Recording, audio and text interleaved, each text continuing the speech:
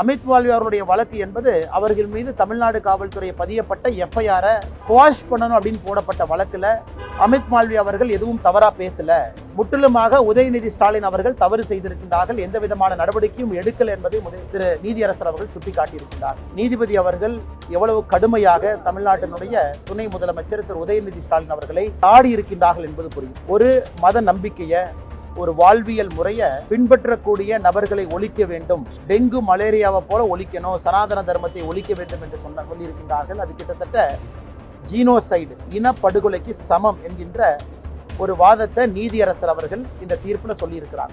குறைந்தபட்சம் துணை முதலமைச்சரின் மீது ஒரு எஃப்ஐஆர் பதிவு செய்து அதற்கான நடவடிக்கையை குறைந்தபட்சம் எடுத்திருக்கணும். முதலமைச்சர் அவர்கள் உண்மையாலுமே சட்டத்திற்கு உட்பட்டு ஆட்சி நடத்துறாங்கன்னா துணை முதலமைச்சர் உதயநிதி அவருடைய ராஜினாமா கடிதத்தை வாங்கியிருக்கணும். அது துணை முதலமைச்சர் பொறுப்பில் இருந்து எதுவுமே தமிழ்நாட்டில் நடக்கல, எப்பவும் போல நாமளும் கடந்து போயிட்டு இருக்கோம்.